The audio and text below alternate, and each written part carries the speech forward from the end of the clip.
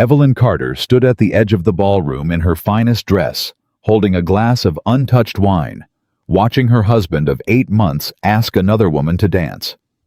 She didn't cry. She had stopped crying 3 months ago. She simply set the glass down on the nearest table, smoothed the front of her skirt with both hands, and walked out into the summer night, quiet, invisible, and completely alone in a marriage she had given everything to build. That was the night Evelyn Carter decided to disappear. If this story already has your heart, subscribe to this channel. Follow every part until the very end, and drop a comment telling me what city you're watching from. I want to see exactly how far this story travels. The Carlisle Summer Ball was the most celebrated event in Chester County, Pennsylvania. Every year, the estate opened its doors to landowners, merchants, judges, and clergy from 3 counties over. Every year, the chandeliers blazed, the fiddles played, and the finest families in the region pressed their good clothes and brought their best manners. And every year, at least for the past 8 months, Evelyn Carlisle stood inside that house as though she were furniture. She had arrived at the estate in October of 1810 as Evelyn Carter, the only daughter of a Philadelphia merchant whose business had flourished for 2 decades before a single disastrous shipping season wiped out nearly everything. Her father, a proud man who believed deeply in the power of a well-negotiated arrangement, had approached Gideon Carlisle with a proposal that wasn't dressed up as anything other than what it was: money for land access, a daughter for a name. Evelyn had known. She had always known. She hadn't wept about it. She wasn't a woman who wept easily. She had packed her trunks, said goodbye to her small bedroom in the Philadelphia townhouse, and arrived at Carlisle Estate on a cool October morning with every intention of making the best of what she'd been given. She had been foolish enough in those first weeks to believe that effort could build something real. She'd been wrong. The summer of 1811 arrived hot and breathless, and the Carlisle Ball came with it, like a sentence being carried out. Evelyn dressed carefully that evening. She wore pale blue silk, the color her mother had once told her made her eyes look like river water in good light. She pinned her dark hair up with the pearl combs her father had given her the morning she left home. She stood in front of the looking-glass in her dressing room for a long moment, studied her own reflection, and allowed herself one small private thought: I look like a woman worth looking at. Then she walked downstairs and into the ballroom. Gideon Carlisle did not look up from his conversation when she entered. He was standing near the far window with Judge Alderman and 2 men Evelyn didn't recognize, landowners from Lancaster, she thought, or perhaps Philadelphia money. He was laughing at something one of them had said. His dark coat perfectly fitted across broad shoulders. His expression open and easy, in a way it almost never was when he was alone in a room with his wife. He did not see her come in. He did not see her take her place near the edge of the gathering. He did not see her at all. Margaret Vale arrived 20 minutes later, and the room shifted the way rooms always shifted when Margaret entered, a small collective tilt toward her like sunflowers adjusting. She was a widow now, elegant and composed, with the particular confidence of a woman who had already proven once that she could captivate the right people. She had been Gideon's first love, or so the whispers said. The woman he would have married had her family not pushed her toward a wealthier match years ago. She was back now. Her late husband's estate was nearby, and she came to every Carlisle event as though she had always belonged. Gideon crossed the room in 30 seconds. Evelyn watched him bow over Margaret's hand. Watched Margaret smile up at him with the ease of a woman who had never once doubted her own welcome. Watched them move toward the center of the floor as the fiddles lifted into a reel. Around Evelyn, conversation hummed on, uninterrupted. Lovely ball this year. The heat's been dreadful. Did you see the Alderman girl's new dress? No one spoke to her. She found a spot near the tall windows that opened onto the garden and stood there for the better part of an hour. A few women nodded in her direction, the polite vague nod reserved for people whose names you've technically been told. One of the older merchant wives, Mrs. Henshaw, paused near her long enough to ask whether the lemonade was sweet enough. Perfectly sweet, thank you, Evelyn said. Mrs. Henshaw smiled without interest and moved on. Evelyn looked out at the dark garden. The summer night pressed itself against the glass. Fireflies drifted up from the grass in slow, blinking arcs. She thought about her mother, who had died when she was 12. She thought about the house in Philadelphia, which smelled like cedar and old books. She thought about the day she had arrived at Carlisle Estate, and Gideon had met her in the front hall, with the expression of a man fulfilling a contract, civil correct, entirely absent. He had shown her to her rooms. He had told her dinner was at 7. He had not asked a single question about who she was. 8 months later, that hadn't changed. Mrs. Carlyle. The voice came from her left and Evelyn turned. She didn't recognize him immediately. He was perhaps 40 lean, with the kind of weathered face that came from working outdoors in all seasons. He held his hat in both hands. He must have just come in from outside, and he looked at her directly, which startled her more than she expected. "Forgive me," he said. "I don't believe we've been properly introduced. I'm Samuel Whitmore. I keep a practice in Milford Village." "Dr. Whitmore," Evelyn said. "Of course. I've heard your name. Good things, I hope. Only that you charge fairly, and don't talk down to your patients." She paused. "That passes for high praise in this county, I'm told." Something shifted in his expression, not quite a smile, but close. "You must be Mr. Carlyle's wife." "I am," she said. Then, without fully intending to, "Though you'd be forgiven for not knowing it. I'm not easy to locate at these things." He glanced around the room, and she had the uncomfortable feeling he understood exactly what she meant. "Well," he said, "you're located now." He nodded toward the garden. "Is the air better out there? I find these rooms get close by the second hour." "Considerably better," she said. "Then perhaps you'd do me the honor of a short walk. I've been in that room for 40 minutes, and I've already heard the same opinion about the Lancaster Road repair expressed 4 separate times." Evelyn looked towards the center of the room. Gideon was still dancing with Margaret Vale. "Yes," she said quietly. "I'd like that." They walked in the garden for 20 minutes. Dr. Whitmore asked her about Philadelphia, not in the flattering social way people usually did, angling toward a compliment about how she must miss the city, how remarkable it was that she'd adapted to country life. He asked in the way of a man who was genuinely curious about a person's history. "What did you know how to do before you came here?" he asked, which struck her as an extraordinary question. "I beg your pardon. Every woman who grows up running a merchant household knows how to do something practical," he said. "My mother kept my father's accounts for 15 years before anyone noticed. My sister can set a bone clean if she has to. I always ask." Evelyn was quiet for a moment. "Medicinal plants," she said at last.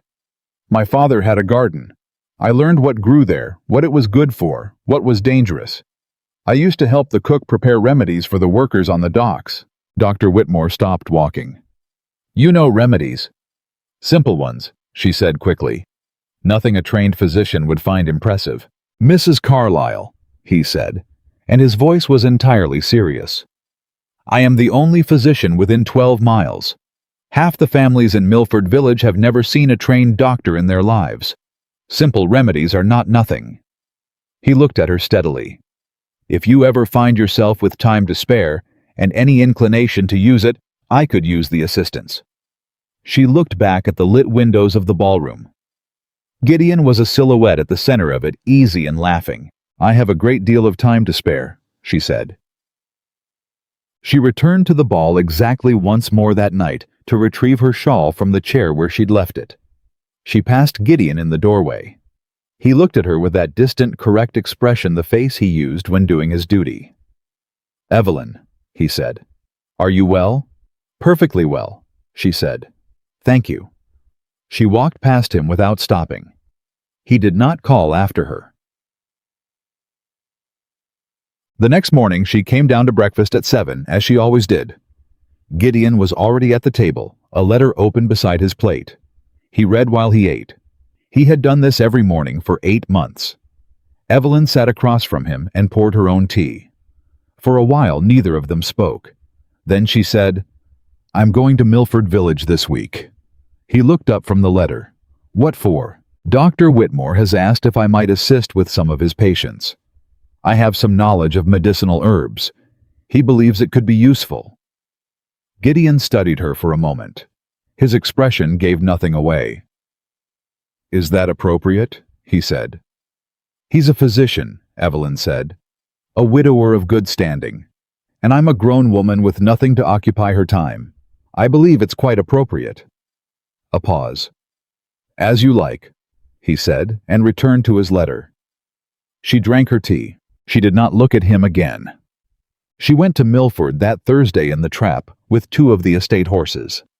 The village was 3 miles east, settled along a shallow creek with a church, a mill, a smithy, and 2 rows of plain frame houses. Dr. Whitmore's practice was in a house on the eastern edge, small and clean, with bundles of dried herbs hanging from the rafters of the front room. He met her at the door with the same direct expression he'd had at the ball. "I wasn't certain you'd come," he said. "I said I would," she replied and stepped inside. He introduced her to the families she'd see over the following weeks. The Greer family, whose youngest had a persistent lung complaint. Old Mrs. Farrow, who had a wound on her shin that refused to close. The 3 Dobbins children, perpetually sick in rotation. Evelyn moved through those visits carefully, saying little, watching more.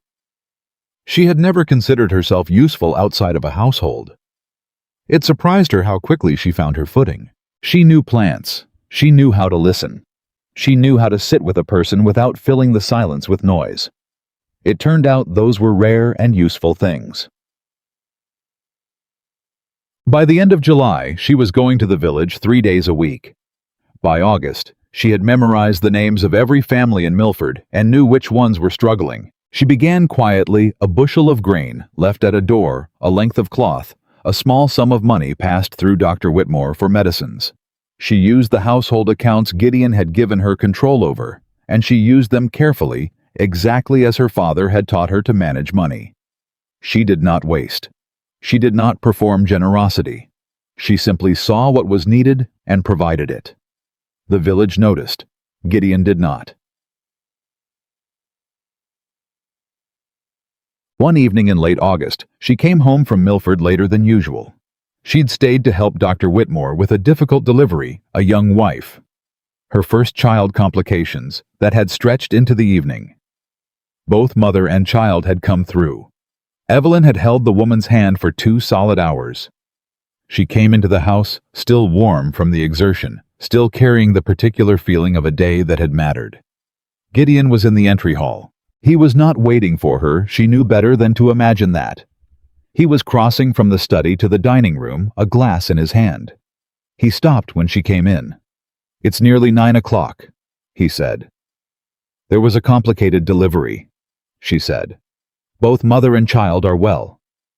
He looked at her for a moment, really looked, or something close to it. "You were there for the birth." "I was." He seemed for just a moment not to know what to say. "You should eat," he said at last. "I'll have Mrs. Aldridge set something." "I'm not hungry," she said. "Thank you." She went upstairs. He stood in the hallway below, holding his glass, and she did not look back to see his expression. That night, lying awake in her room, she reached beneath her collar and pulled out the silver locket she always wore. Small oval engraved with a pattern of leaves along its edge. She pressed it open with her thumb. Inside, a tiny folded piece of paper, water-stained and fragile. She had carried it since she was 16. She'd found a young man washed up on the Delaware shore, half-drowned, unconscious, badly injured. She and 2 dock workers had pulled him from the water. She'd stayed with him until the physician arrived, pressing her shawl against the wound on his head, keeping him still, keeping him breathing. He had been unconscious the whole time. She'd never learned his name. She'd written 4 words on that scrap of paper before the physician took over, and she'd been quietly moved aside. "You are not alone." She'd kept the paper. She didn't know why. It had seemed important at 16 to remember that she had once done something that mattered, even if no one had ever known it was her. She pressed the locket closed and lay back in the dark. Somewhere on the floor below, she heard Gideon's study door close. She shut her eyes and let the sound of the summer crickets fill the silence between them. September arrived without mercy. The heat broke in the first week, and with it came a different kind of pressure, the kind that settled into a house when two people had stopped pretending to try. Evelyn felt it the moment she came downstairs each morning. The silence between her and Gideon had changed. It was no longer the silence of two strangers being polite. It was the silence of two people who had made a decision without ever saying it out loud. She had stopped leaving white roses in his study. She wasn't certain he'd ever noticed them to begin with. She had stopped asking if he wanted company in the evenings. She had stopped sitting near him at dinner with things she'd prepared to say. Small observations, questions about the estate, careful attempts at conversation that he answered with 3 words or fewer before returning to whatever document held his attention. She had stopped all of it quietly and without announcement, the way a woman stops doing something that has only ever caused her pain. She went to Milford instead. She went every day now, or as near to every day as she could manage. Dr. Whitmore had expanded what he trusted her with, not because she'd asked for more, but because she'd proven herself reliable in the small things until the small things became larger ones. She mixed medicines now carefully under his instruction. She kept records of which families had received treatment and what the outcomes were. She was learning in the only way she'd ever truly learned anything, which was by doing it until she understood it. "You have good hands," Dr. Whitmore told her one afternoon, watching her dress a wound on a young boy's arm, a bad gash from a fence post, deep but clean. "Don't flinch," she told the boy, whose name was Peter Greer and who was trying very hard to be brave. "Look at the window. Tell me what you see outside." "Nothing," the boy said. "Just the creek." "Then tell me about the creek." He started talking. She finished dressing the wound. He didn't flinch once. Dr. Whitmore said nothing more about her good hands, but she saw him watching her with an expression that wasn't quite a smile and wasn't quite sadness, something in between that she didn't have a name for yet. The thing about doing useful work Evelyn was learning was that it made the uselessness of everything else unbearable by comparison. She came home from Milford in the afternoons and walked into a house that ran perfectly without her, a household managed by Mrs. Aldridge, who had been running Carlisle Estate for 11 years and needed no guidance from a young wife who didn't know where the linen cupboard keys were kept. The dinners were prepared. The floors were swept. The accounts Gideon had given her control over were the only real responsibility she'd been handed, and she had quietly turned them into something else entirely. A channel of resources flowing out of the estate and into the village, one small deliberate act at a time. She didn't tell Gideon what she was doing with the money. He hadn't asked. She had not lied. There was a significant difference, she told herself, between concealment and simple absence of conversation. She told herself that a great many times. It was on a Thursday in late September that she overheard Margaret Vale for the first time. Not Gideon Margaret. Evelyn had come back to the estate earlier than expected because Peter Greer's wound was healing cleanly, and she'd finished her work before noon. She came in through the side entrance, the door that led out near the garden and the rear hallway, and she heard voices in the sitting room before she reached the stairs. She recognized Margaret's voice immediately. Low musical, the particular cadence of a woman who had been taught since childhood that her voice was worth listening to. "She means well, I'm sure," Margaret was saying. "But honestly, Gideon, the whole village is talking about it. Your wife going house to house with that physician. It looks well. It looks irregular." A pause. Gideon's voice quieter.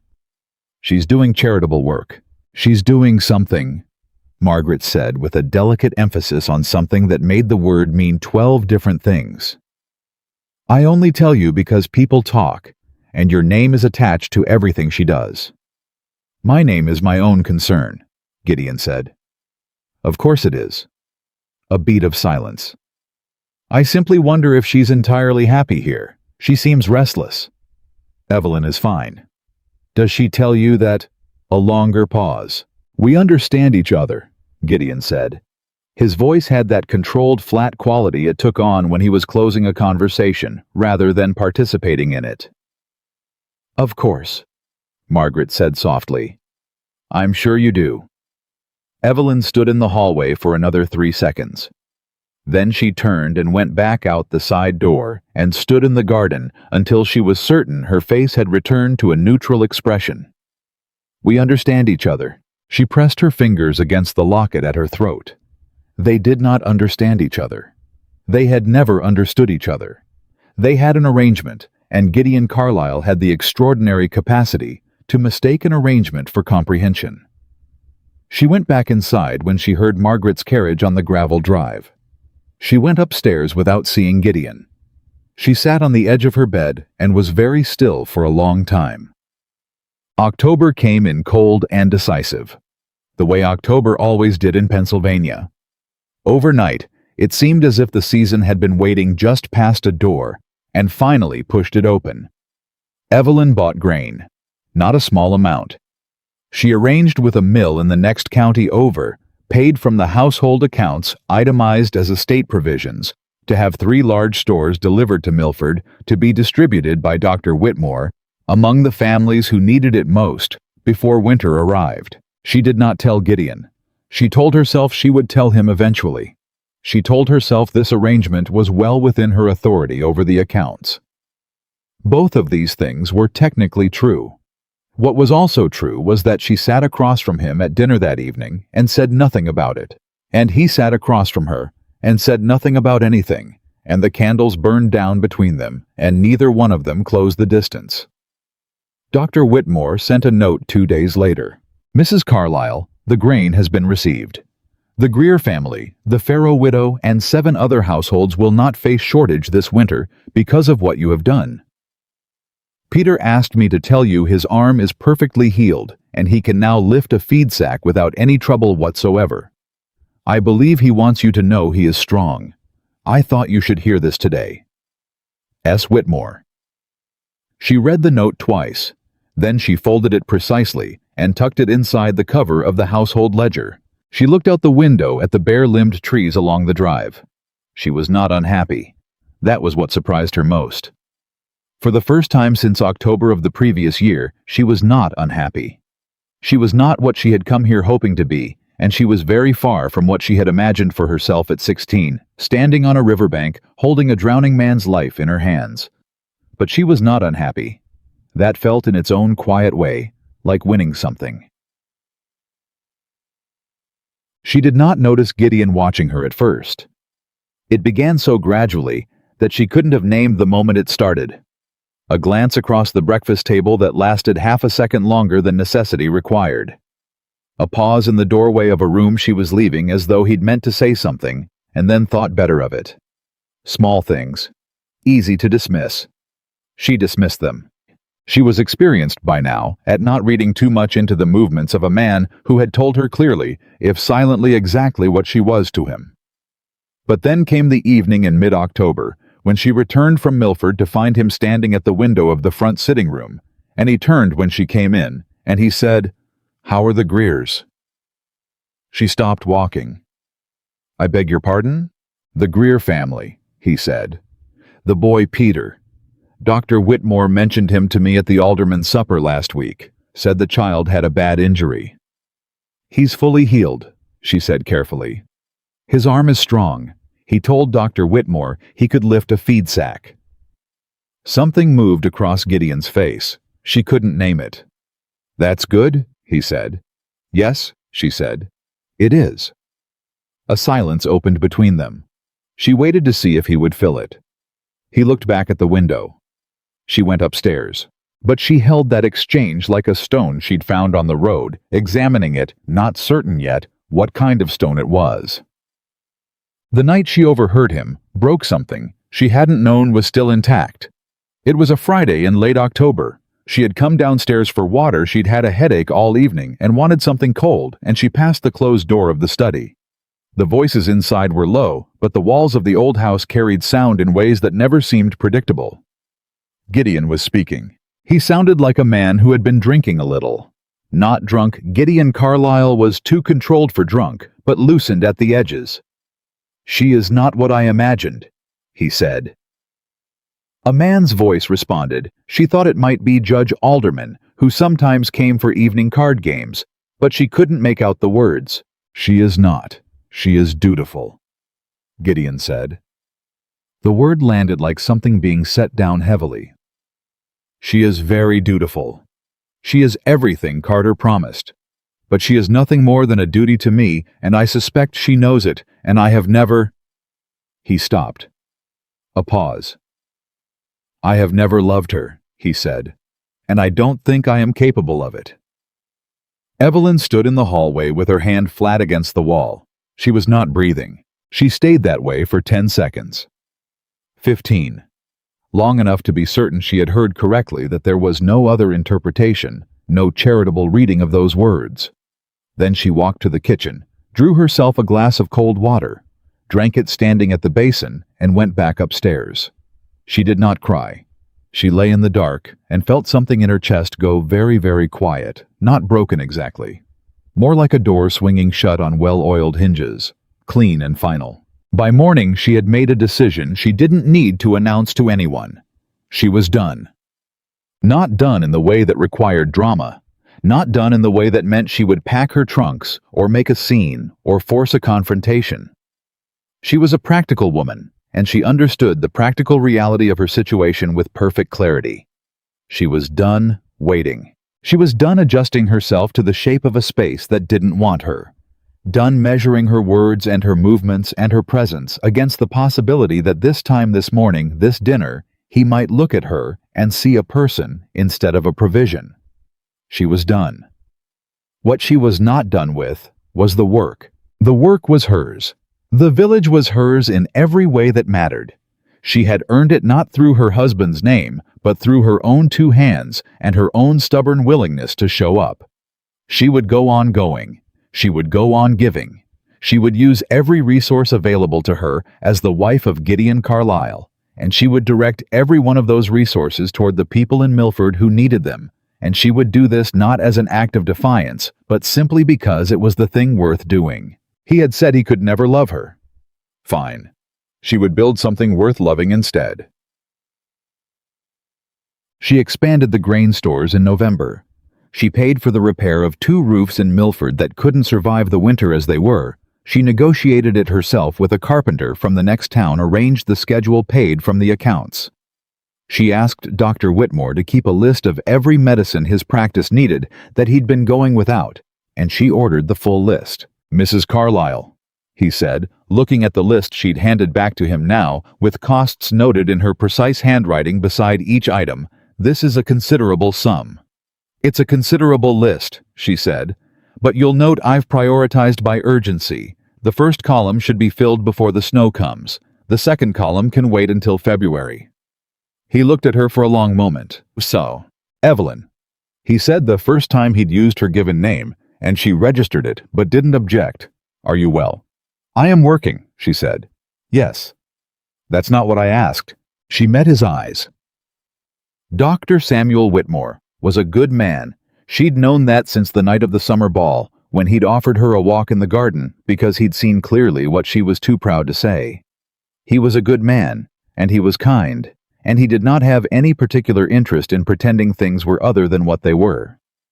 I've decided, she said carefully, to stop measuring my life by someone else's inability to see me. A silence. That is, he said, a very difficult thing to do. I know, she said. I'm doing it anyway. He held her gaze for another moment.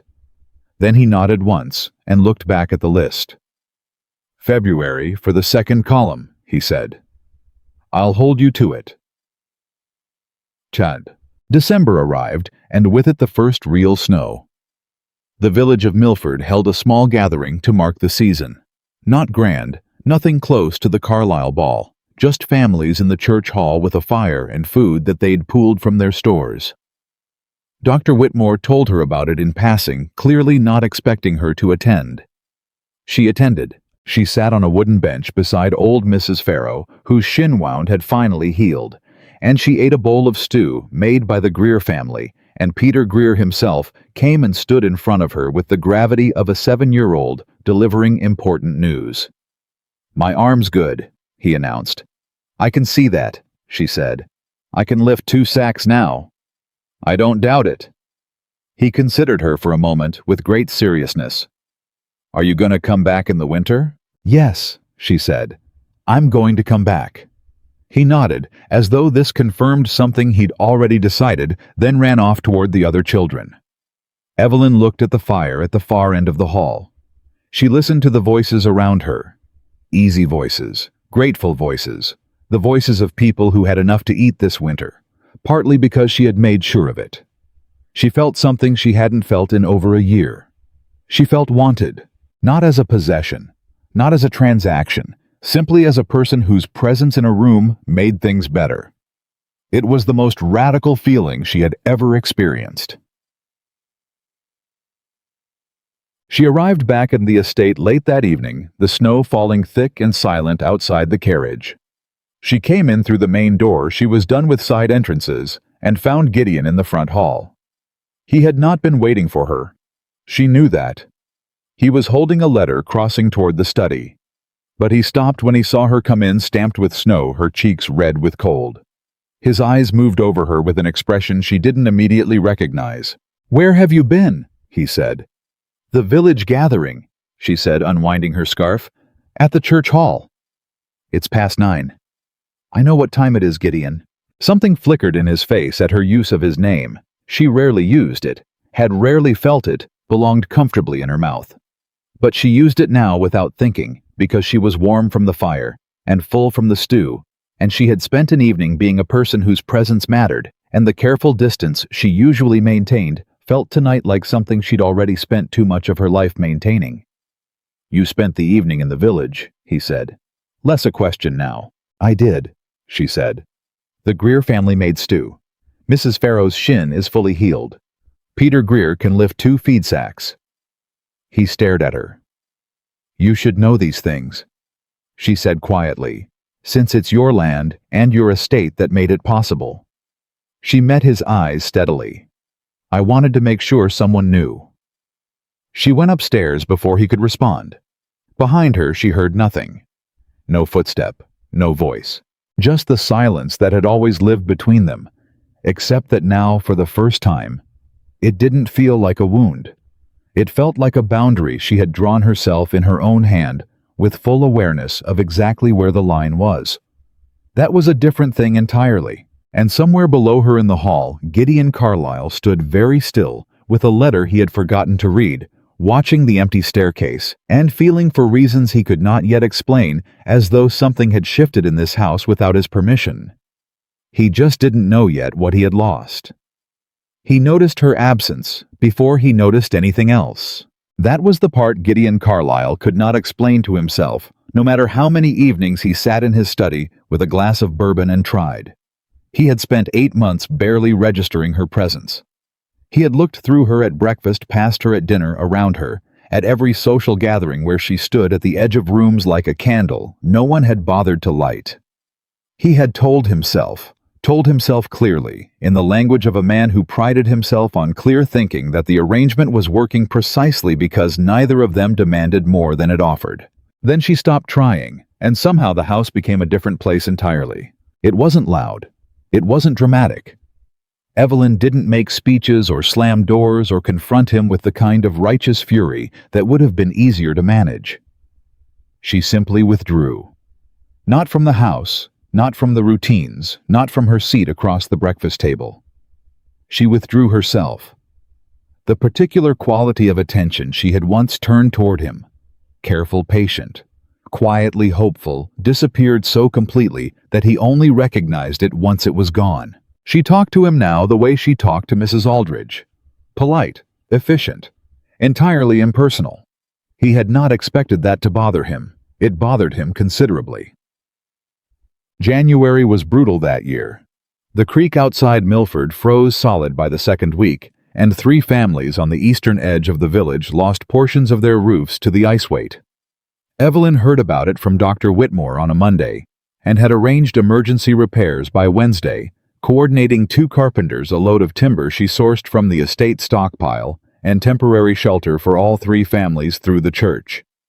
All of it moving with the quiet precision of a woman who had been running logistics her entire life, and simply hadn't been given anything large enough to apply it to before now. She told Gideon about the timber on Thursday morning over breakfast in the same tone she used to report household expenditures. "I used 40 boards from the east stockpile," she said, not looking up from her ledger, which she had taken to bringing to the table. "The repairs are complete. I'll replace the stock in spring when the mill road is passable." He set down his cup. "You arranged repairs," he said. "3 roofs, yes." "In 3 days. 2.5 technically." She turned a page. "The Dobbins family was the most complicated because their roofline is uneven, but the carpenter from Chesterton has worked with that style before, so it went faster than I expected." Gideon was quiet for a moment. "You could have told me," he said. She looked up then. Looked at him with those river water eyes that had once been full of something tentative and hoping, and were now simply clear and steady and entirely unreadable. "I handled it," she said. "That's what you asked me to do with the accounts. Handle things." "I meant household things." "The village is part of this household," she said. "Your name is on every deed in Milford. Your land surrounds every one of those roofs. I assumed you'd prefer them not to collapse." He had no response to that. She returned to her ledger. He watched her for a moment. Really watched her the way he almost never did, and felt something he couldn't immediately identify pressing against the inside of his chest. Margaret came to the estate that same week as she did most weeks, with a reason that was different each time and a purpose that was always the same. She arrived on Friday afternoon while Evelyn was in Milford, and she was still there when Evelyn returned. Evelyn came into the front sitting room and found them at the window together, Margaret laughing at something, her hand resting briefly on Gideon's arm, the whole tableau arranged with the comfortable ease of 2 people who had always known how to occupy the same space. "Mrs. Carlyle," Margaret said warmly, "we were just talking about the alderman dinner next week." "Were you?" Evelyn said. She set her bag down on the chair near the door. Her coat was damp from the cold, and she was tired in the specific way she got tired now, not from unhappiness, but from real exertion, the kind that meant something. "I'm sorry to interrupt. I need to speak with Mrs. Aldridge about the kitchen stores." "You're not interrupting," Gideon said. "I know," she said pleasantly, and walked through toward the kitchen. She heard very clearly the silence that fell behind her, and then lower Margaret's voice murmuring something she couldn't make out. And then Gideon's response, even lower, 2 or 3 words. She kept walking. Dr. Whitmore saw it before she would admit it to herself. They were in his practice one afternoon in late January, going over the medicine list, the second column, the February orders, when he put down his pen and looked at her directly. "You're pushing yourself," he said. "I have a lot to do." "You always have a lot to do. This is different." He folded his hands on the desk. "Evelyn, you came in this morning before the sun was up. You haven't eaten anything since you arrived. It's past 2 o'clock. She opened her mouth to say something dismissive. "I'm not criticizing the work," he said before she could. "The work is good. You know I believe that. I'm asking about the woman doing it." A silence. "I'm fine," she said. "You say that the way people say it when they mean the opposite." She looked out the window. The frozen creek was white and silent. A cardinal sat on the near bank, startlingly red against all that white, and she watched it for a moment before she spoke. "I heard him," she said, "months ago. I heard him tell someone that he has never loved me and doesn't believe he's capable of it." She said it flatly, without tremor. "I haven't told anyone that. I don't intend to make it into something larger than it is. I simply wanted you to understand why the work is what it is right now." Dr. Whitmore was quiet for a long time. "I'm sorry," he said. "Don't be," she said. "I'm not." And she meant it. She checked as she always did now, pressing her fingers to the inside of her own chest, the way she'd press a wound to test for tenderness. "I'm genuinely not sorry. I'm building something that didn't exist before I came here. That's worth more to me right now than being seen by someone who has decided not to look." Samuel Whitmore looked at her with that expression she still didn't have a full name for, but she was beginning to think it contained something close to admiration. "Well then," he said quietly, "let's finish the February list." Does. The first real confrontation came in February, and it came from a direction she hadn't anticipated. It was Margaret Vale, not Gideon. Margaret. She arrived at the estate on a Tuesday morning unannounced while Gideon was out riding the eastern fields. Evelyn received her in the sitting room with the correct hospitality and the correct expression, and Margaret sat across from her with that particular composed smile she wore like a garment. "I thought it was time we spoke plainly," Margaret said, woman to woman. "I'd welcome that," Evelyn said. Margaret looked at her for a moment as if she'd expected a different response, something more defensive perhaps, or more eager. Then she tilted her head slightly and said, "You must know how things stand." "I know how most things stand," Evelyn agreed. "Which things are you referring to?" "Gideon and I have a history," Margaret said. "A real history, not arrangements, not contracts." She said the word with a delicate contempt that landed precisely where she'd aimed it. "What existed between us before my marriage was genuine." "I don't doubt it," Evelyn said.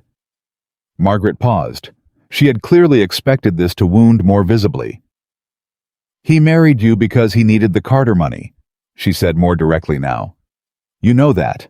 I have always known that," Evelyn said. "My father was very clear about the terms." "Then you must also know what I know," Evelyn said, and her voice was still entirely pleasant, still entirely level.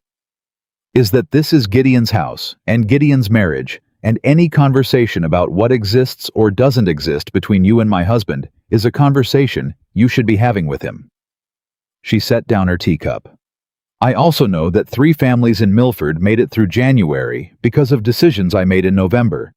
I know that 7 children who might have been sick this winter are not sick because of medicines I ordered in December.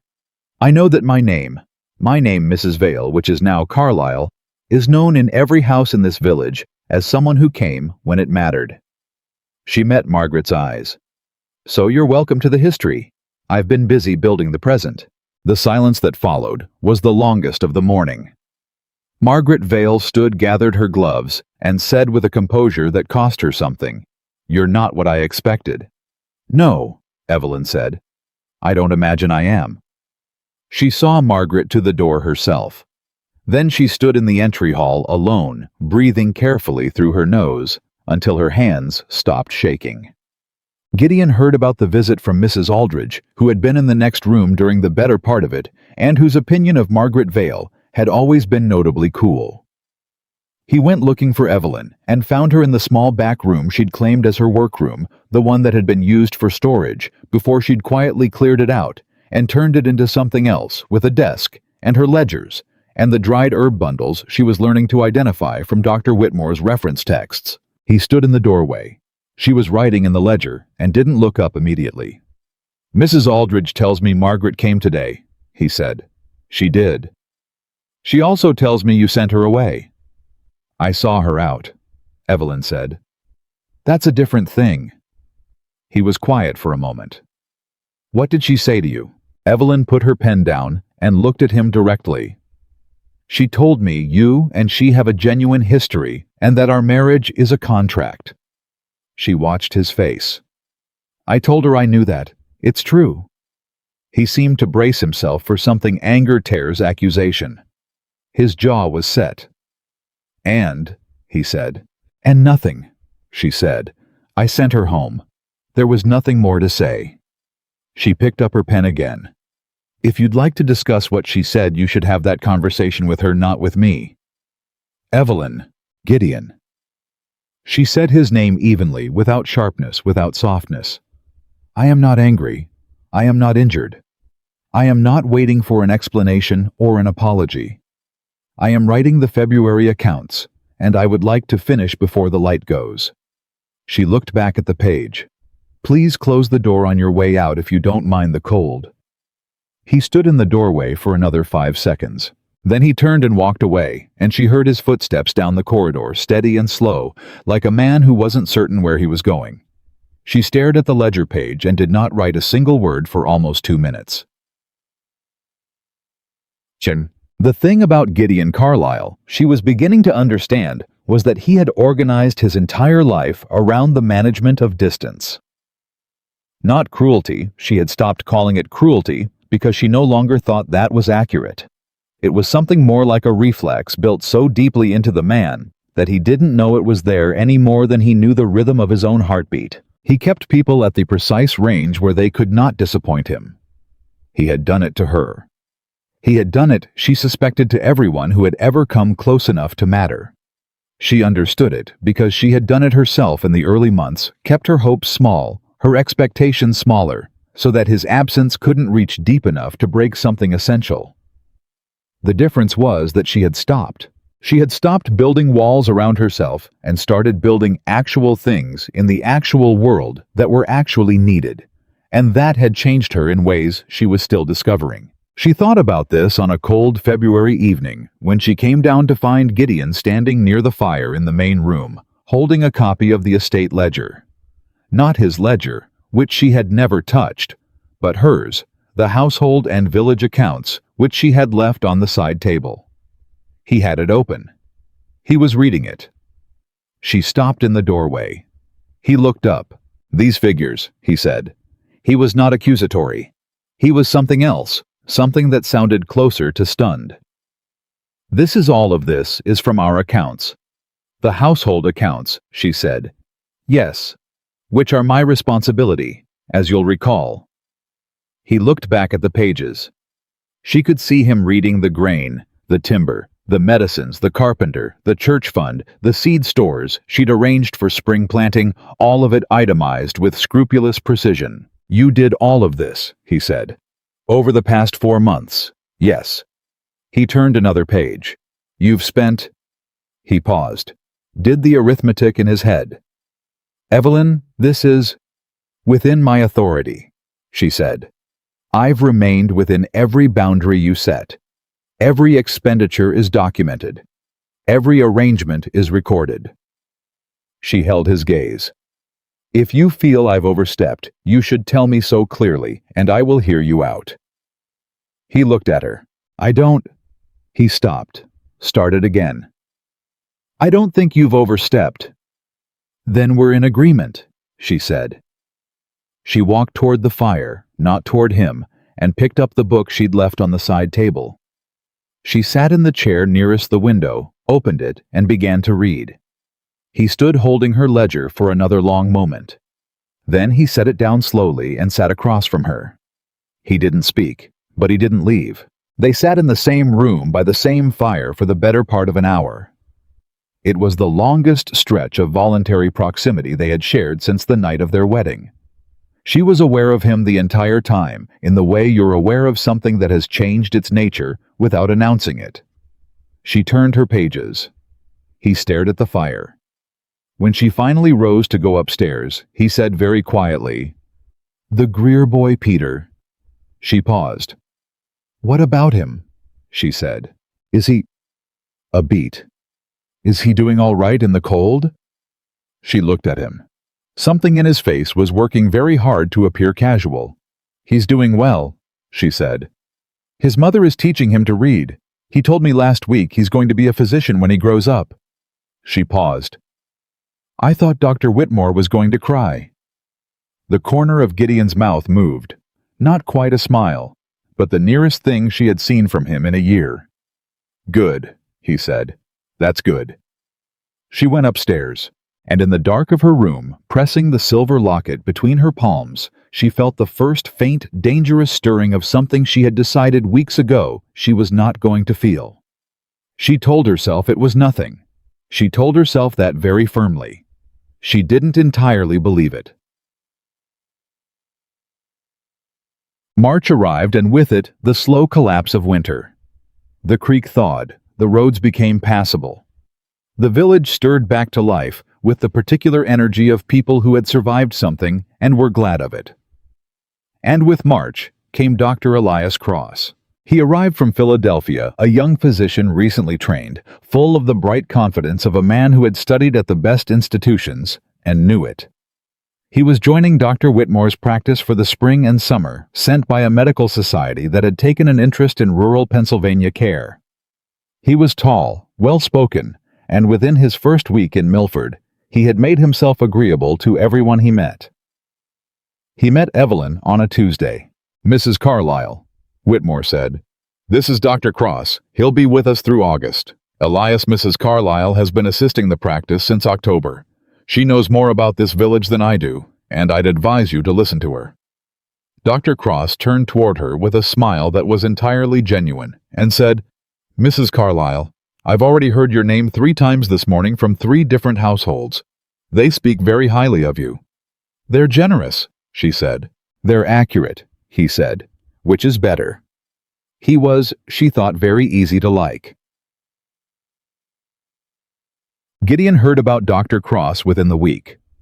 Chester County was not large enough to keep a handsome young physician from Philadelphia a secret for more than 5 days, and the alderman's supper which Gideon attended and Evelyn did not, because she had an early start in Milford the next morning, surfaced the news with considerable enthusiasm. "They say he's excellent company," Mrs. Alderman told the table, "and very accomplished for his age." She glanced at Gideon with the specific expression of a woman delivering information she knows will land with weight. "He's taken a particular interest in your wife's work with the village Mr. Carlyle. They were seen riding together toward the Greer farm yesterday morning." Gideon said, "Is that so?" 2 words, perfectly level, betraying nothing. But that night, coming home to a quiet house, he stood in the entry hall for a long moment before going to his study, and he stood long enough that Mrs. Aldridge, passing through with a lamp, gave him a careful look before continuing on. He poured himself a glass of bourbon. He drank it standing. He was not, he told himself, bothered. He poured a second glass, and then he sat down, and then he did not drink it, and then he sat there for a long time thinking thoughts he did not have clean names for. It was a Thursday in the late March when the crack first showed. Evelyn came home from Milford in the late afternoon, and she was laughing genuinely. Laughing still warm from whatever had happened before she came through the door, and she brought the laugh in with her into the entry hall. And it filled the house, the way light fills a room when someone opens a curtain. Gideon was coming down the stairs. He stopped midway. She looked up and saw him, and the laugh settled into a smile. Not for him, not directed at him, just the residual of something that had happened elsewhere. She said, "Good evening," easily, the way you greet furniture, the way she always did, and moved toward the back of the house. He said, "You're in good spirits." She paused. "Yes." Dr. Cross made a genuinely terrible joke at Peter Greer's expense, and Peter was so offended that he threw a turnip. It hit the fence post. Nobody was hurt. She tilted her head slightly. "It was very funny." Gideon stared at her. "A turnip?" he said. "A small one," she said, and that almost smile ghosted across her face again, private and warm, and nothing to do with him at all. She went through to the kitchen. He stood on the stairs for a long time after that, one hand on the rail, looking at the space where she'd been standing. He had not seen her laugh in over a year. He had not made her laugh. Not once. Not ever. And Dr. Elias Cross, who had known her for 3 weeks, had made her laugh over a turnip. Something cold and unfamiliar moved through Gideon Carlyle's chest, and he recognized it sourly, unwillingly, as the first clean note of jealousy he had felt in a very long time. He didn't like it. He didn't like what it implied. Because if he was jealous, that meant something existed to be jealous of. And if something existed to be jealous of, then Evelyn, quiet, patient, dutiful, invisible Evelyn, who he had told a man in his study he could never love, was not what he had spent a year telling himself she was. He went back upstairs. He did not go to his study. He sat in the chair by his window and watched the dark yard for a long time, and the question that had been building for months, that he had successfully avoided asking himself until now, pressed itself finally into full clarity. What exactly have I done? He spent 3 days pretending the turnip had not happened. He was practiced at pretending. He had spent the better part of a year pretending the arrangement was satisfactory, pretending the house was functioning as intended, pretending he did not notice the roses she'd stopped leaving in his study, or the way her voice had changed when she spoke to him, or the fact that a woman he had dismissed as a duty was apparently known by every family within 3 miles of the estate as someone who showed up when things fell apart. He was very good at pretending. But Gideon Carlyle had also built his entire business life on the ability to read a situation accurately. And the situation read accurately was this. His wife was thriving. She was laughing with another man. She had stopped caring whether Gideon noticed either of those things. And he was sitting in his study at 10 o'clock at night, feeling something that had no business being in his chest. He tried to call it concern. He tried to call it propriety, the reasonable unease of a husband whose wife was spending considerable time with a young physician from Philadelphia.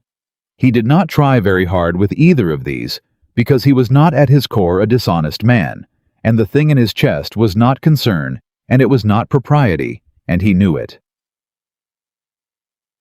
He went to Milford on a Friday. He told himself he was going to check the roof repairs the 3 houses Evelyn had arranged in January. He told himself this with the practiced confidence of a man delivering a plausible story, even though his audience was only himself. He rode in from the Western Road and came into the village at mid-morning. The mill was running.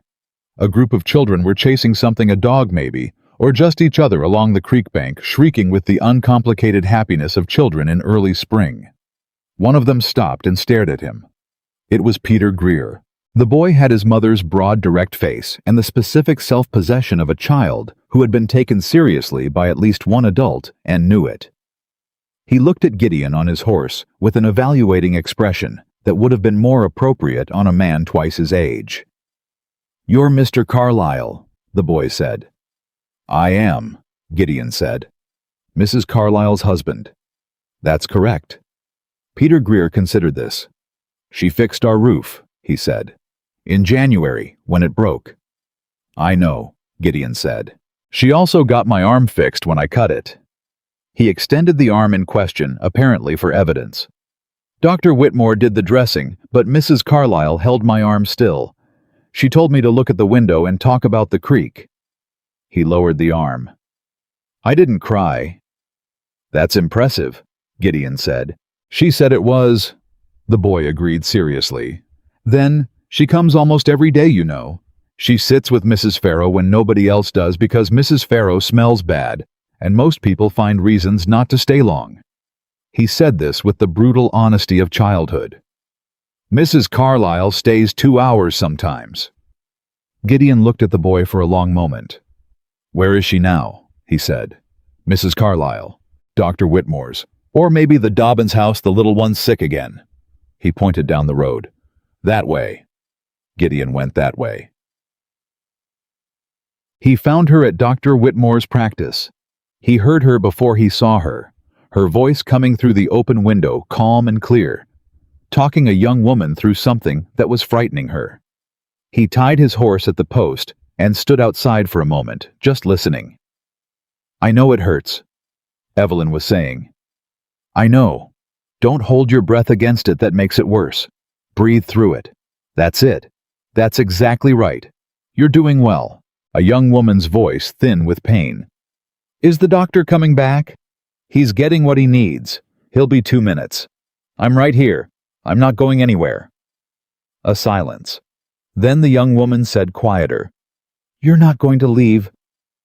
"Not a chance," Evelyn said. "Not until you're through this."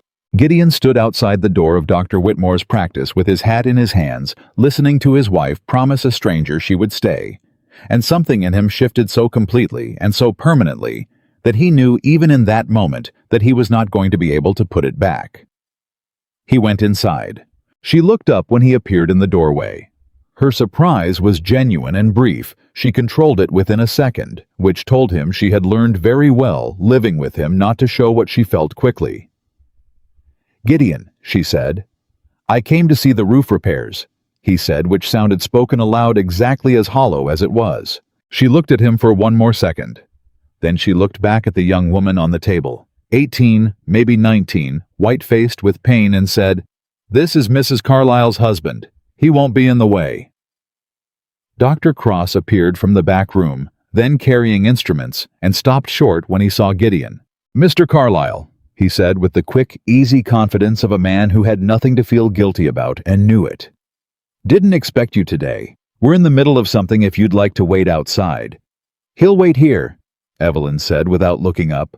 He can help. Hold this." She handed Gideon a rolled length of bandaging without ceremony, the way you hand something to a person standing near you when your hands are full, and turned back to her patient. Gideon held the bandaging. He stood in the small room and held the bandaging and watched his wife work steady, competent, unhurried, and felt like a man who had walked into the wrong room in his own house and discovered it was far larger than the outside suggested. They rode back to the estate together. He had suggested it, and she had, after a brief pause, agreed. Dr. Whitmore needed his horse back anyway. She had ridden one of the estates. They were a quarter-mile from the village before either of them spoke. "The roofs look sound," he said. "The carpenter was thorough," she said. Another quarter-mile. "How long has the young woman, Mrs. Dobbins, how long has she been ill?" "It's not Mrs. Dobbins," Evelyn said. That was Hannah Pratt. Her husband works the creek mill. She's been struggling since December, a respiratory complaint that keeps coming back. Dr. Whitmore thinks the mill damp is the underlying problem, but they can't afford to move. She paused. "I've been trying to find a solution." "What kind of solution?" "There's a property on the Carlisle South Road," she said, carefully neutral. "An empty tenant house. 2 rooms good, roof away from the creek. It's been vacant since the Harlow family moved north last fall." He looked at her. "You want to give them the tenant house," he said. "I want to ask if you would consider allowing them to rent it," she said, "at a rate they can manage, which would be very low, below what the property is worth." He was quiet. "Her lungs won't survive another winter near that mill," Evelyn said. "She's 22 years old." He looked at the road ahead. "Have Mrs. Aldridge draw up a rental agreement," he said. "Low rate. We'll review in a year." A pause. "Thank you," she said. "It's my land," he said. "It should be used." She didn't say anything to that. But he felt her looking at him briefly with an expression he couldn't read because he'd never learned her expressions had never bothered, he thought, with a discomfort that was becoming familiar. April came fast that year. Warm and sudden, the way spring sometimes arrived in Pennsylvania, like an argument settled overnight. The village opened up. People came outdoors. The roads were good, and the creek was running, and the whole county seemed to exhale after the long months of cold. And Evelyn blossomed. That was the word that came to Gideon, unwillingly watching her at the estate's spring gathering, a small, informal thing, neighbors and local farmers, nothing like the summer ball. She was standing with a group of women near the garden wall, talking, her hands moving, as she spoke, her face alive, with an energy he had not once seen in the 8 months she'd spent trying to reach him across a breakfast table. She was wearing yellow. He hadn't known she owned anything yellow. Dr. Cross was nearby talking with 2 of the farmers, but every few minutes he glanced toward Evelyn with an expression that was open and uncomplicated, and told Gideon everything he needed to know about how young Elias Cross felt about his wife. Margaret appeared at Gideon's elbow. "She's changed," Margaret said, following his gaze. "Yes," he said. "People in the village think she's extraordinary." Margaret's voice was even, but underneath it something had been filed down. Some of the ease was gone. "They talk about her as though she built the place herself." "She may as well have," he said before he could stop himself. "This past winter." Margaret looked at him. "Gideon," she said with the quiet directness of a woman who had known him long enough to read his silences. "You're watching her." "She's my wife," he said. "You've never watched her before." He didn't answer. Margaret was silent for a moment. Then she said very quietly, "Be careful. She's not the same woman she was in October." "I know," he said. He did know. That was precisely the problem.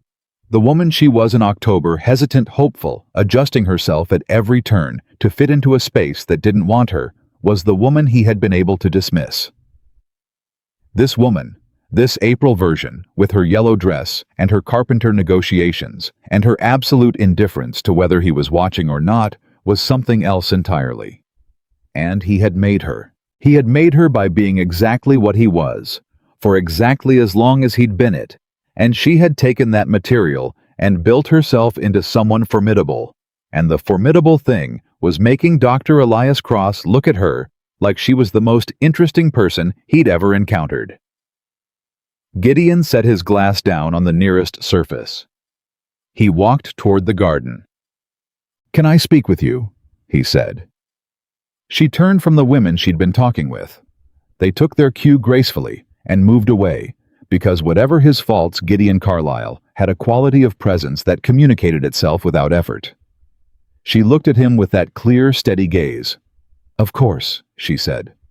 He walked a little further along the garden wall, where the gathering noise receded. "Dr. Cross," he said. A pause. "What about him?" she said. "He's taken an interest in you." He said it flatly. No accusation, just the fact. She looked at him for a moment. "He's taken an interest in the work," she said. "He respects what's been built in Milford. He's told me he's writing to his medical society about the village program as a model." "That's not what I mean." "I know what you mean," she said quietly. "And I'll tell you what I told you in December about Margaret Vale. If you have concerns about the conduct of someone who visits this estate regularly, you should address those concerns directly." Her eyes met his. "I have done nothing improper. I have given you no reason for concern. And I would rather you said plainly what you're actually trying to say than stand in my garden using careful language around it." He looked at her. "Do you care for him?" he said. The question came out before he'd decided to ask it. He heard it in the air between them and could not take it back. Evelyn was quiet for exactly 3 seconds. "He is kind to me," she said. "He is respectful. He sees me as a person capable of real work and treats me accordingly." Her voice didn't waver. "Those are things I value. Whether that constitutes caring for someone is something I think about privately, and I don't believe I owe you an answer." She tilted her head very slightly. "Do you—" His jaw tightened. "I'm your husband." "You are," she said. "You have been my husband for a year and 4 months. In that time you've told someone in your study that you can't love me?" "Yes, I heard that. I've always known you don't know the carrying capacity of these walls, and you've watched another woman dance in your home every summer and let this county believe what it likes about your marriage, so yes, you are my husband." Her voice was perfectly steady. "But I don't think that word means what you want it to mean right now." She walked back toward the gathering. He stood in the garden alone, with the spring sun overhead and the sound of conversation around the corner, and felt the specific deserved pain of a man who has said too little for too long and is now standing in the space all those unspoken things have vacated. He went to Dr. Whitmore that week. Not for medical reasons. He rode into Milford on a Wednesday, tied his horse, walked into the practice, and found Samuel Whitmore alone writing notes at his desk. Whitmore looked up and took a moment to compose whatever expression he'd started with into something neutral. "Mr. Carlyle," he said, "is something the matter?" "I want to know how she is," Gideon said. "My wife. I want to know from someone who actually knows how she is." Whitmore set down his pen. A long pause. "She's well," he said carefully. "That's not what I'm asking, and you know it." Whitmore looked at him for a moment. He had the expression of a man deciding how honest to be and concluding that honesty was the only useful option. "She came here in October," Whitmore said, "as a woman who had been made to feel like furniture in her own home. She worked through that by building something worth building. She is remarkable, genuinely, and I say that having met a great many people in the course of this work." He paused. "She's also not the woman she was. She's harder in some ways, not unkind, but she doesn't wait anymore, for anything." Gideon heard this. He heard all of it. "Does Cross—" He stopped. Whitmore waited. "Is there something between them," Gideon said, "that I should know about?" Whitmore was quiet for a long moment. "Elias respects her enormously," he said. "He's also a decent man, and a decent man can see when a woman is in a complicated situation and chooses not to complicate it further." He met Gideon's eyes. "He hasn't. In case that's what you're actually asking." Gideon nodded once. He looked at the floor of the small practice, the same floor his wife had stood on presumably 100 times. He thought about Peter Greer's arm, and Mrs. Farrow's shin, and Hannah Pratt's lungs, and all the things Evelyn had quietly held together over the past 6 months, while he sat in his study, pretending none of it was happening. "What do I do?" he said. It came out rough, not quite a question, more like something that had been held under pressure for too long and finally broke through. Whitmore looked at him with something that was neither sympathetic nor unkind. "I'd start," he said, "by asking her about her life, what she knows, what she thinks, what that locket means that she wears every day." He paused. "She's a person, Mr. Carlyle, a particular and remarkable one. You might try getting to know her." The storm came on a Thursday night in late April. No one saw it coming, or rather everyone saw the signs and told themselves it would blow south. By 8 in the evening, the wind was already wrong, and by 9, the sky was the particular color that old farmers recognized and feared. And by 10 o'clock the storm had hit Chester County like something with a grudge. Gideon was in his study when the first hard gust rattled the shutters. He heard shouting from outside one of the stable hands and went to the window. He did not see Evelyn. He went to her room. Empty. Her coat was gone from the hook. He took the stairs 3 at a time. Mrs. Aldridge was in the kitchen doorway, her face tight. "She left an hour ago," she said. "She had a note from Dr. Whitmore, something about the Dobbins house, the roof." He had his horse saddled in 4 minutes. He rode into the worst of the storm, heading east. He heard her before he saw her, her voice cutting through the wind. "James, get the children to the church. Don't stop. Don't look back. Go now." He rode toward the sound and found chaos. The Dobbins house had lost its east wall. The old structure had finally given way under the pressure of the storm and the saturated ground, and the collapse had taken part of the roof with it. In the wreckage, 2 children. One had already been pulled clear. One had not. Evelyn was in the rubble. She was not standing at a safe distance directing others. She was in it on her knees in the mud and broken timber. Her coat soaked through blood on her hands, from a cut he couldn't locate, talking in a low, steady voice to something he couldn't see. "I've got you," she was saying. "I've got you, sweetheart. Don't move your head. That's right. Stay still. I'm right here." Dr. Cross was working beside her, and 2 village men. But it was Evelyn's voice the child was following. Evelyn's hands that had the child's head stabilized. Gideon was off his horse before it fully stopped. "What do you need?" he said, dropping beside her. She didn't look up. "Hold that beam, the one to the left. If it shifts, we lose the space we have." He grabbed the beam with both hands. He held it. He held it while she worked, while Cross worked for what felt like much longer than it was the rain driving sideways, the wind pulling at everything. He held it until the child, a girl 5 years old, the youngest Dobbins, was free and clear and screaming with beautiful, healthy, furious lungs. And then the structure shifted.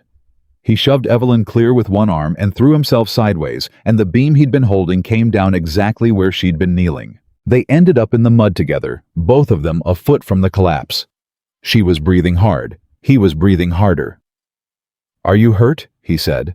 "No," she said. Then, "Yes, my hand." He looked. The cut from earlier deeper than he'd realized, still bleeding freely. "Can you stand?" he said. "Yes," she said, and proved it getting up without assistance, pushing wet hair out of her face, looking immediately toward the child who was now in Cross's arms, still screaming. "She's all right," Cross called. "She's all right, Mrs. Carlyle. She's all right." Evelyn made a sound Gideon had never heard from her before. Not a cry, not quite something compressed and fierce and deeply relieved, the sound of someone who had been holding something enormous and just set it down. He put his hand on her back. She stiffened, just slightly, but she didn't move away. She was feverish by midnight. The cut on her hand had been dressed by Cross before they left the village, but the hours in the rain and the cold had done the rest. By the time they arrived back at the estate, she was shaking. And by the time Mrs. Aldridge had her upstairs and out of the wet clothes, her teeth were chattering with real violence. Gideon sat outside her door. He sat there until Cross arrived. He'd sent a rider and went in and came back out 30 minutes later with a measured expression. "The hand is clean," Cross said. "The fever is from exposure. She needs heat and rest and fluids. She's not in danger as long as it breaks in the next 24 hours. He paused. "I'll come back in the morning." He looked at Gideon sitting in the chair outside her door. "You should sleep," Cross said. "I know," Gideon said. Cross looked at him for another moment. His face was unreadable, not unfriendly, but not without edges either. "She's a remarkable woman," he said. "I think you know that." "I'm learning it," Gideon said. A pause. "Better late than not at all," Cross said, and went down the stairs. Gideon went in just after Cross left. The room was warm. Mrs. Aldridge had built the fire up. Evelyn was in the bed, her face flushed with fever, not quite asleep. Her hair was loose. He had never seen her hair loose before. It occurred to him sharply and unpleasantly how many ordinary things he had never seen. He sat in the chair beside the bed. She opened her eyes, looked at him. "You should sleep," she said, her voice hoarse. "You've been unconscious for 10 minutes, he said. "You don't get to tell me to sleep." Something flickered in her face.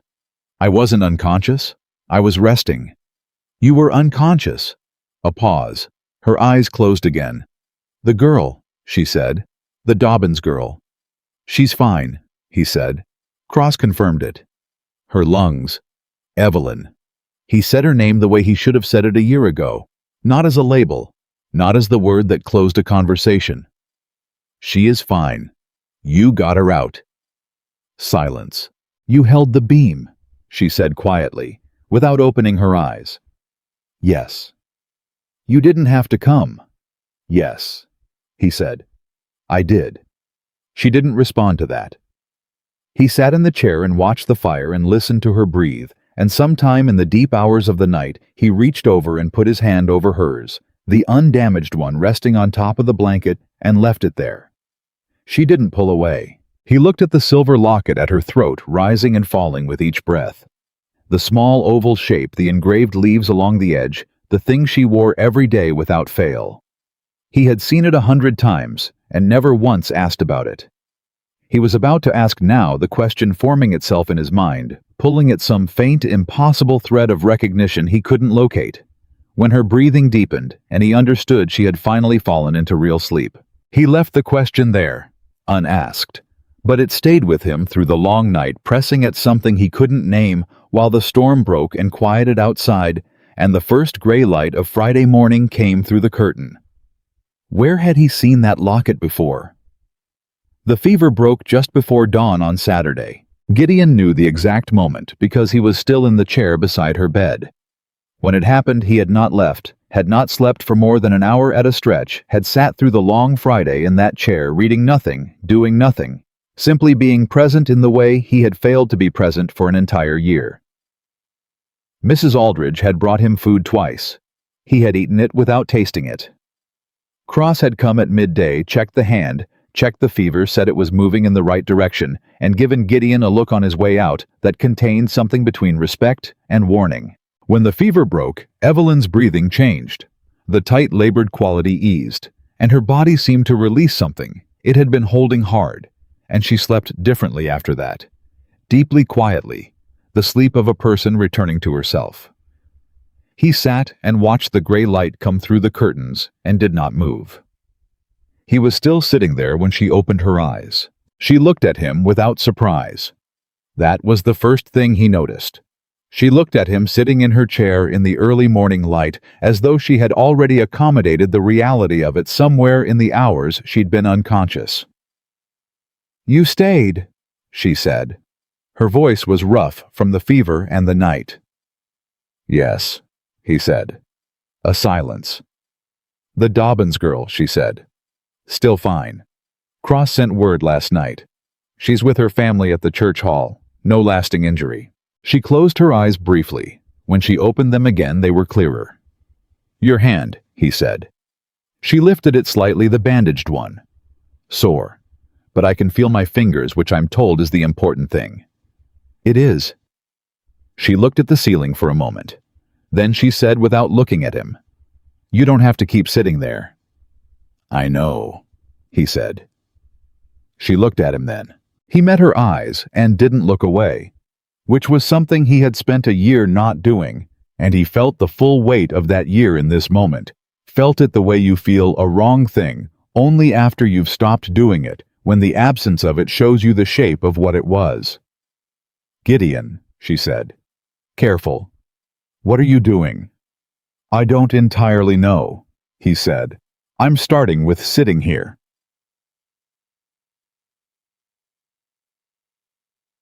He left when Mrs. Aldridge came in to help her wash and dress. He stood in the corridor and listened to Evelyn's voice through the door, ordinary, practical, asking about the state of the house after the storm, and felt a profound and disorienting tenderness that he had no idea what to do with. He went downstairs. He found the household ledger on the side table where she usually left it, and he opened it to the first page and he read it. All of it. Every entry since October in her precise economical handwriting. Every expenditure itemized and justified. Every family named. Every repair noted. Every medicine ordered and its purpose recorded beside it. He read for 2 hours. Then he sat with it closed in his lap, and understood with the particular clarity of a man who has just been shown something that cannot be unseen, that his wife had been building a world, a real, functioning, necessary world, inside the margins of the life he'd given her, using the only resources he'd left accessible to her. And she had done it without complaint, without performance, without once asking him to notice. He had not noticed. He had been in the same house, and he had not noticed. The question from last night came back to him then: where had he seen that locket before? And with it came the thread he hadn't been able to locate in the dark, pulling now more insistently connected to something old and half-buried and significant. He went to his own room, went to the trunk at the foot of his bed that he hadn't opened in years, dug through the contents with a focused urgency that surprised him with its intensity. He found it at the bottom, a piece of paper folded many times, water-stained and fragile.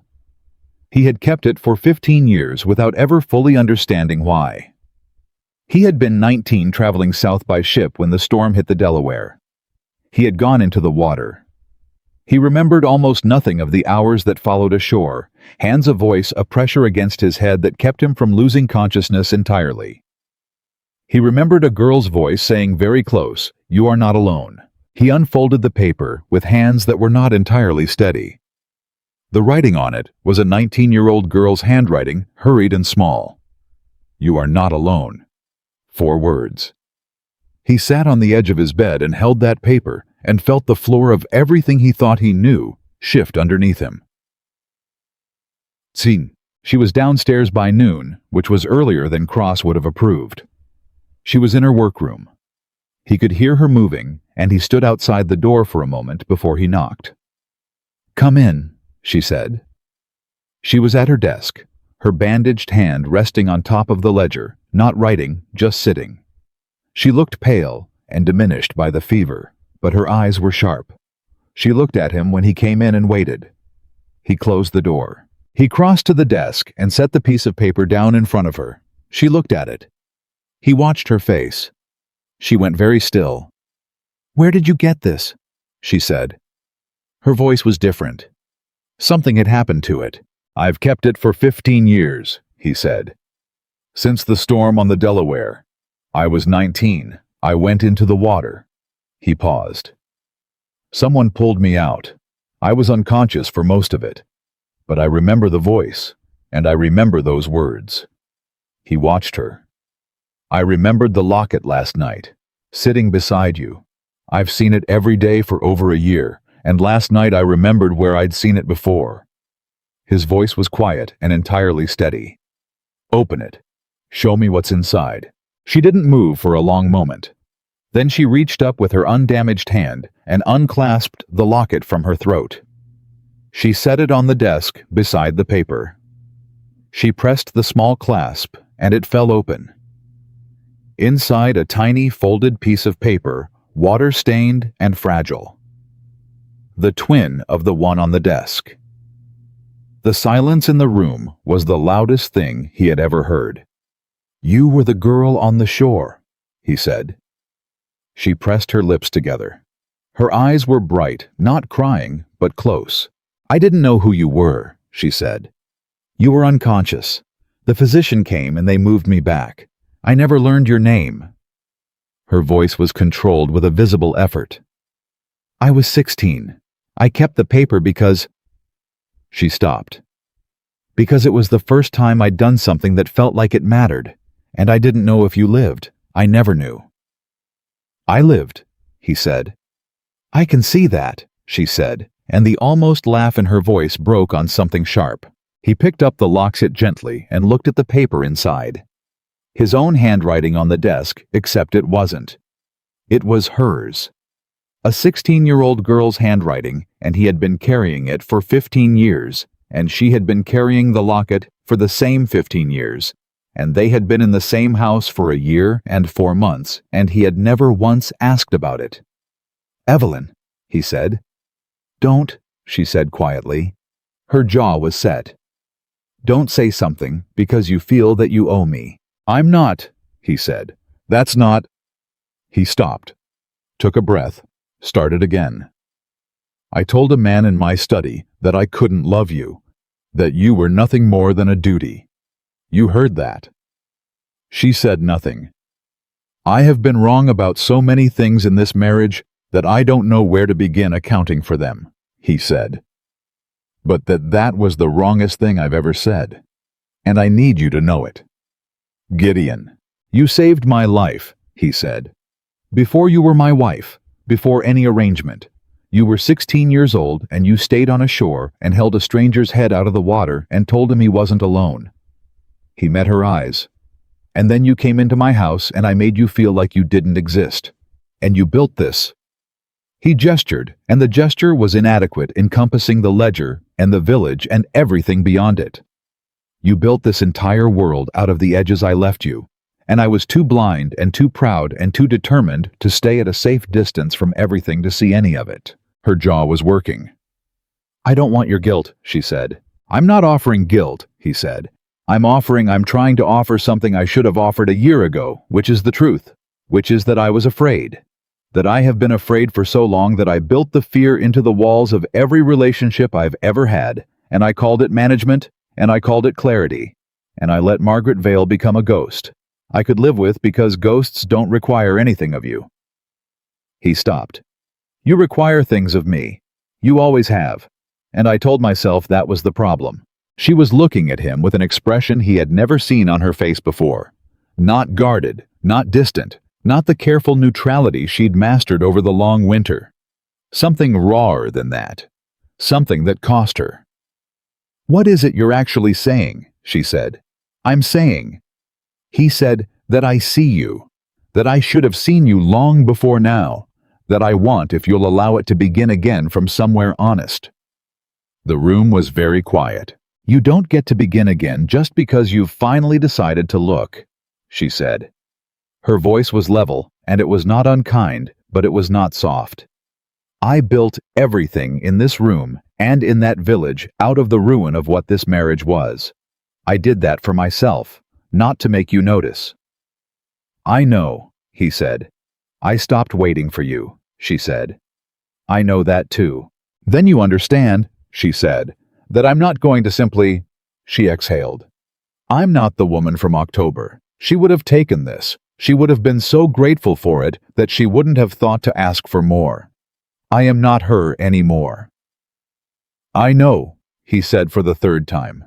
"I'm not asking for the woman from October. I'm asking for you. This one. The one who held a beam up in a storm and threatened to give me instructions while she was bleeding." Something moved through her face, quick, involuntary.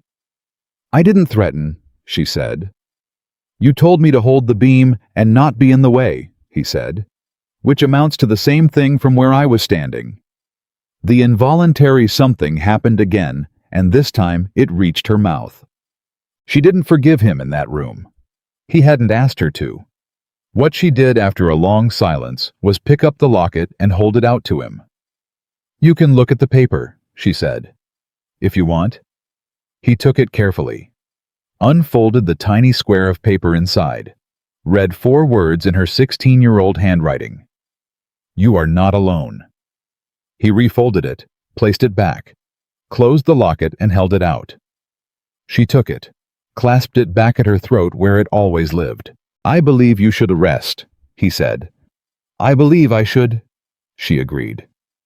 She rose from her chair, and he stepped back to give her room, and as she passed him, she paused, right beside him, close enough that he could have reached out. "Ask me," she said quietly. He frowned. "Ask you what?" "One question," she said. "About me. About my life. Something you actually want to know. Dr. Whitmore told me once that you came to the practice asking about me." She met his eyes. "So ask." He looked at her. He thought about 15 years. He thought about a shore and a storm and a girl's voice in the dark. He thought about October in yellow dresses and a boy named Peter Greer who could lift 2 feed sacks and wasn't going to cry about it. "What did you want to be," he said, "when you were 16? Before any of this? What did you think your life was going to look like?" She was quiet for a moment. "I wanted to have a garden," she said at last. "A medicinal garden. I wanted to grow things and understand them and use them. I wanted to help people the way the physicians helped the dock workers." She paused. "I wanted to be useful to people who needed it. Not decorative. Useful." "And instead you got a contract marriage and a house you weren't wanted in," he said. "And instead," she said quietly, "I built the garden anyway, just bigger than I planned." She went upstairs. He stood in her workroom with the faint smell of dried herbs around him, and the spring light coming through the window, and he pressed his hand flat against the surface of her desk. The desk she'd filled with 300 days of careful, purposeful, extraordinary work, and he made himself a promise that he did not say out loud, because it was not the kind of promise that belonged in words yet. It belonged in actions. He intended to begin immediately. May arrived with the particular abundance that follows a hard winter, and Gideon Carlyle changed. Not in the dramatic overnight way of stories that needed to move quickly. He changed the way someone changes when they have identified something true and decided to orient toward it slowly, with some stumbling, with none of the ease of a man who had always known what he was doing. He asked her questions at breakfast. One at a time, careful ones, genuine ones. Not about the ledger, or the accounts, or the practical running of the estate. About her. About Philadelphia. About the dock workers and the medicinal plants, and the things she'd read, and the things she'd thought, and the opinions she'd formed, that he had never once given her space to express. She answered him. Cautiously at first he could see her checking herself, waiting for the conversation to drop back into the old pattern of his polite disengagement. When it didn't, when he kept asking and kept listening, she began to answer more fully. And what came out was exactly what Whitmore had promised, and what Cross had seen immediately, and what he had spent a year positioned perfectly to miss: a particular and remarkable person, sharp and warm and funny. In a dry, understated way, he found disarming with convictions she'd arrived at herself and held with the quiet stubbornness of someone who had learned not to expect agreement. He began to ride to Milford with her. Not every day, not intrusively. He went when she was coordinating something that needed more than one set of hands, and he helped, and he learned the names of the families she knew, and he met Peter Greer formally. The boy extended his hand with the gravity of a small dignitary, and he sat with her at Dr. Whitmore's practice one afternoon, when the caseload was heavy, and he held things, and did what he was told. Whitmore watched this with the expression of a man revising an opinion in real time. Cross watched it and went back to Philadelphia at the end of May as scheduled, and shook Evelyn's hand, and said she had built something that would outlast all of them, and shook Gideon's hand, and said he was a fortunate man who had finally figured that out, and left without drama or lingering. Evelyn watched his carriage go down the road from the estate door. "He was a good man," she said. "He was," Gideon agreed, standing beside her. She glanced at him. "That didn't bother you, to say." "It bothered me more in March," he said. She looked back at the road. "Good," she said simply, which startled a short, genuine laugh out of him, the kind he hadn't produced in this house in longer than he could remember. She looked at him when he laughed, looked at him directly with something in her face that she didn't immediately pull back into neutrality. Something open. Something that hadn't been there in October. The estate gathering in June was different from all the ones before it. Gideon had suggested it. A proper gathering, not just neighbors, but the families from Milford, the village people. Evelyn knew Peter Greer and his mother, old Mrs. Farrow, Hannah Pratt, who was breathing well in the tenant house away from the mill. He had the grounds set with tables, had food laid out that came from the village, as much as from the estate kitchens, had arranged the whole thing with a deliberateness that was visible to everyone who had watched him not arrange anything for the past year and a half. Margaret Vale did not attend. She had sent a note a week before that was gracious and brief, and said she was spending the summer visiting her cousin in Virginia. Gideon had read the note and felt with uncomplicated clarity only the particular relief of a man who has made peace with a ghost and watched it go. The gathering was warm and full and loud in the way good things are loud, with actual conversation, actual laughter, actual people saying things to each other that mattered. Evelyn moved through it like someone who had always belonged there, because she had earned that in the way that mattered, and everyone present knew it. He watched her cross the lawn toward the group of women near the garden wall, the same spot where she'd stood at the spring gathering where he'd asked her about Cross, and she'd refused to be handled. And this time, she was the center of the group, not the edge of it, and she was laughing at something Mrs. Greer had said, and 3 children were orbiting her with the comfortable confidence of small people who know they're welcome. Peter Greer broke from the group and ran directly at Gideon with the determination of someone who had decided on a course of action and was not going to be deterred. "Mr. Carlyle," he said, arriving at a stop. "Peter," Gideon said. "Dr. Whitmore says you helped during the storm." "A little," Gideon said. Peter considered this. "Mrs. Carlyle says you held the beam." "That's true." "That's not a little," Peter said with the precision of a boy who did not accept false modesty. "That's a lot. The beam was big." He looked up at Gideon with his direct evaluating stare. "My mother says you've been coming to the village." "I have." "Are you going to keep coming?" Gideon looked at the boy. He looked at Evelyn across the lawn, who had noticed the conversation and was watching it with something careful in her expression. "Yes," he said. "I intend to." Peter Greer nodded with the satisfaction of a contract confirmed. "Good," he said, and ran back to the other children. None. He found her at the edge of the gathering as the afternoon tipped toward evening, standing at the garden wall where the noise of the party receded and the air was cooler. She was holding a glass of cider she hadn't drunk, looking at the fields beyond the property. He stood beside her. Neither of them spoke for a moment. "I want to tell you something," he said. "In front of everyone here, if you'll let me. I've been thinking about it for several weeks." She looked at him. "You don't have to perform anything on my account," she said carefully. "It's not a performance," he said. "It's an accounting." He met her eyes. "There's a difference." A pause. She searched his face. "All right," she said. He walked back to the center of the lawn. He didn't shout.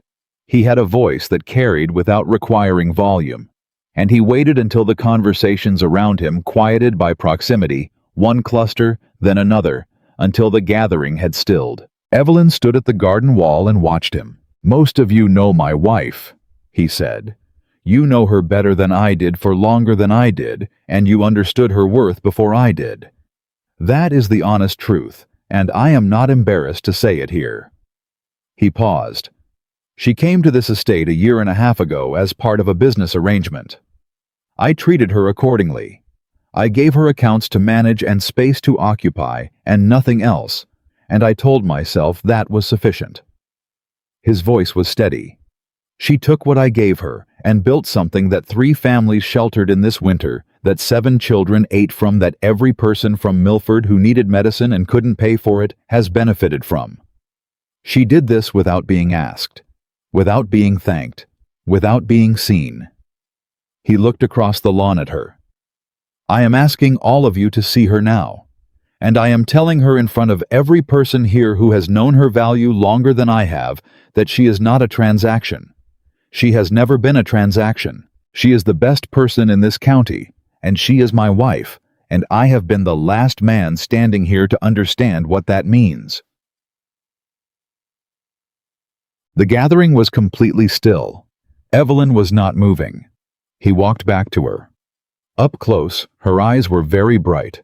Her jaw was set in the way it set when she was holding something in. That was not small, she said. No, he agreed. You said that in front of everyone. I said it in front of everyone, he confirmed. She breathed carefully through her nose. I'm not going to cry, she said. I know, he said. I mean it. Evelyn? He said her name the way it was meant to be said. I know. She looked at him for a long moment, a real look, the kind she had learned to ration, that she had spent a year learning to protect. Then she said, Ask me something. He understood immediately. What do you want? He said. Not for the village, not for the estate. What do you want? She was quiet for a moment, not evasive thinking, actually thinking the way she thought about the things that mattered. I want a medicinal garden, she said. A proper one, on the south side of the property where the light is good. I want to grow what I need and teach what I know, and have it matter past me. She paused. I want a marriage that is real. Not a contract. Not a performance. Real. Her eyes held his. And I want you to understand that I am not waiting anymore. Not for anyone. If you intend to be in this marriage, you will be present in it genuinely. Or I will build my life entirely without you, and I will do it well because I have already proven that I can. I know you can, he said. I need to know you understand the difference, she said, between me choosing to be here and me having no choice. I understand the difference, he said. You are choosing, and I am asking clearly, directly, without contract or arrangement, if you will choose me. The evening settled around them. The party had resumed at a quiet distance, giving them the privacy of people who understood they were witnessing something important and had the grace not to intrude on it.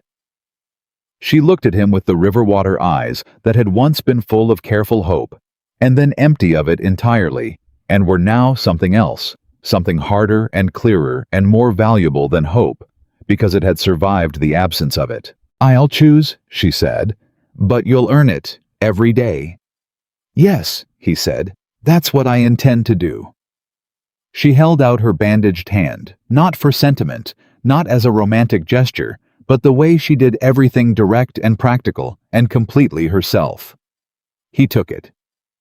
The medicinal garden broke ground the following week. He helped her mark out the beds himself, following her instructions without commentary, handing her the stakes when she needed them, holding the line level when she checked it. Peter Greer came to watch uninvited and was put to work immediately. Dr. Whitmore, who arrived at the estate for the first time in his life that afternoon, carrying seeds she'd asked him to source from Philadelphia, stood at the edge of the marked ground and looked at Evelyn and Gideon working side by side in the late afternoon light and said nothing. He simply set the seeds down at the property edge and walked back to his horse. He was smiling the whole way. By autumn, the first beds were planted. By the following spring, Evelyn Carter Carlyle was teaching 3 women from Milford to read her medicinal charts. By the summer after that, every family within 5 miles knew where to come when they needed something and couldn't reach the physician in time. Gideon was there every time she needed him, not performing, not managing from a distance, present in the house, in the village, in the garden, in the long conversations over breakfast that became the best part of his days. He asked her something every morning. She answered. She was not a woman who had been saved or softened or returned to happiness by a man who finally chose to see her. She was a woman who had built herself into something extraordinary without any help from anyone, and who had then, after real consideration on her own terms with her eyes entirely open, decided that a man who was willing to do the work of being known was worth knowing in return. She had stopped waiting. She had simply clearly completely arrived, and she had brought everything with her. That was the whole story, and it needed nothing added to make it enough.